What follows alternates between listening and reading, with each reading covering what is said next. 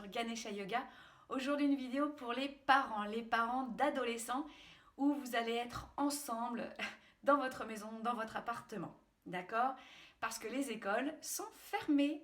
Oui, je pense que vous le savez déjà. Alors, je suis pas dans...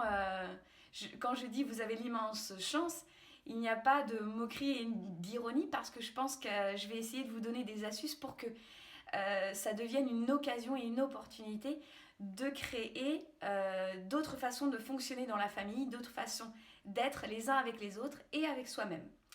Donc, des astuces simples et on va voir ce que ça donne. Donc, première astuce, qu'il y ait un espace de travail pour chacun. Alors, parfois, c'est difficile parce que notre maison ou notre appartement n'est pas assez grand ou grande. Vous pouvez le délimiter, que ce soit symbolique, savoir qu'ici, c'est l'espace de un tel et l'autre de l'autre. Les espaces peuvent peut-être changer selon ce que vous avez à faire, être devant l'ordinateur ou jouer de la musique ou par exemple travailler dans le silence. D'accord? C'est important, je pense que un espace pour chacun est un espace de liberté. Comme ça, vous n'allez pas vous retrouver les uns sur les autres, mais plutôt les uns avec les autres. Je pense que la nuance est très importante pour que chacun puisse s'y retrouver dans le calme et la sérénité. Peut-être que dans la journée, le calme et la sérénité ne seront pas si faciles que ça. L'accepter, l'accueillir et trouver des solutions. Se dire que là, j'implose, là, c'est pas possible pour moi, je vais dans mon espace à moi. Et qu'il soit dit pour chacun, d'accord? Que chacun connaisse les règles dans la liberté des parents, des enfants. Ensuite, deuxième astuce, j'ai demandé vous allez voir dans la vidéo pour les adolescents, je leur ai proposé une astuce de créer leur emploi du temps. Vous aussi, créez votre emploi du temps.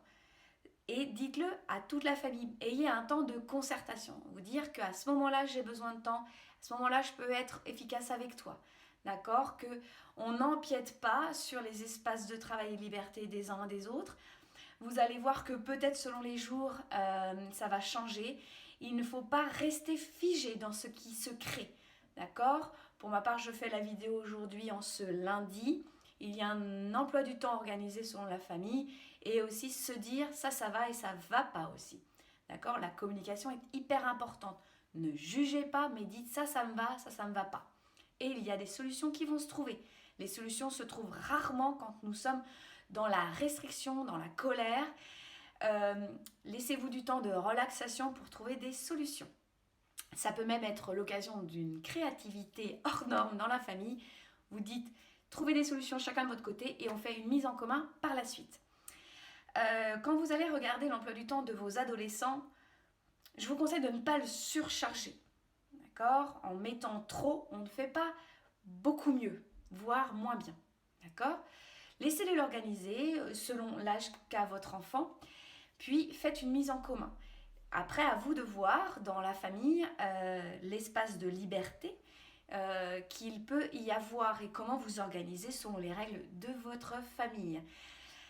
Vous pouvez aussi l'aider à l'organiser. Quel matériel a-t-il besoin?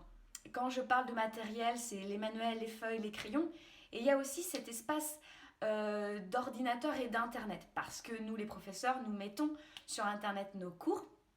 Donc, il faut qu'ils y aient accès. Donc, il faut que cet espace soit organisé. Et selon les règles de votre famille, est-ce que vous laissez votre enfant libre devant Internet ou est-ce qu'il y a un temps limité? Et quand? Et est-ce que vous êtes là? Pour ma part, j'ai hâte que les parents puissent voir mes cours et puissent travailler avec les enfants ou regarder avec eux. Ce n'est qu'une marche de progression pour nous tous. Donc vous observez cet accès Internet parce que peut-être que cet accès Internet va donner accès à la dispersion. Et vous et moi, vous savez qu'il n'y a pas que les adolescents d'ailleurs, qui, quand ils ont accès à Internet, quand nous avons accès à Internet, il y a accès à la dispersion. Et ça, c'est pas bon. Il faut vraiment s'organiser, se dire, à ce moment-là, on a le droit, et je dis on, en connaissance de cause, on a le droit à avoir accès, on se donne un temps, les 20 minutes, 30 minutes d'accès aux réseaux sociaux, à une petite vidéo sur YouTube, pour se faire plaisir, d'accord? Mettez du plaisir dans tout ça et de la joie.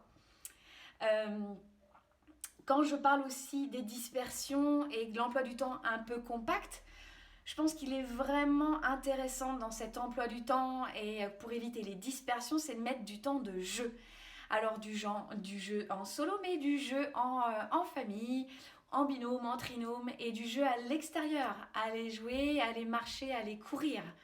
Partager ces moments aussi en famille, ça va créer d'autres énergies à l'intérieur de votre famille.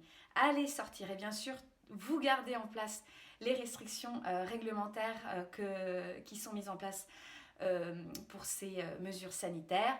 À 1 mètre, pas de postillons, tous dans son coude, vous les connaissez bien. Si vous ne les connaissez pas, allez les lire, c'est hyper intéressant. N'allez pas dans les endroits confinés, c'est interdit et en plus, ça ne sert à rien dans l'optique de mon organisation. Vous allez le voir. Quand je parle aussi d'emploi du temps, mettez en place aussi un espace où vous téléphonez, où vous avez en place des FaceTime ou des Skype avec la famille. La famille que vous ne pouvez peut-être pas aller voir. Communiquez avec eux. Communiquer pour pouvoir échanger, rassurer et donner quoi. Plus vous allez donner du contact, plus vous allez en recevoir et plus c'est enrichissant. Ensuite, ça c'était la deuxième astuce. La troisième astuce, n'hésitez pas à communiquer avec nous les profs pour ne pas rester tout seul. Vous avez besoin, si vous avez une question, n'hésitez pas à communiquer, nous envoyer un mail et puis tout ira bien. D'accord ? Ne restez pas seul et isolé. Ce n'est pas parce que nous devons rester à la maison que nous ne devons plus communiquer. Nous avons la chance de vivre sur l'ère numérique, donc n'hésitez pas à communiquer avec nous.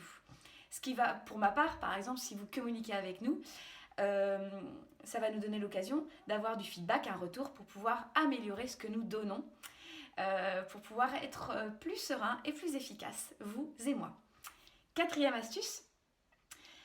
Une petite astuce qui m'est venue, n'hésitez pas à organiser comme des exposés familiaux. Alors, c'est-à-dire où chacun va se réunir, vous dites tiens à telle heure, on va se réunir et aujourd'hui c'est machin ou c'est machine qui va faire son exposé, ce peut être vous. Par exemple, ce peut être la maman qui expose ce qu'elle a appris de nouveau, ce qu'elle a fait aussi et quel défi elle a dû affronter. Donc, ces exposés familiaux sont l'occasion de partager et d'apprendre des choses nouvelles. Donc vous allez écouter celui qui passe en exposé, vous allez vous apprendre de nouvelles choses, vous allez progresser et vous allez pouvoir écouter l'autre sans parler, écouter l'autre sans juger, sans évaluer.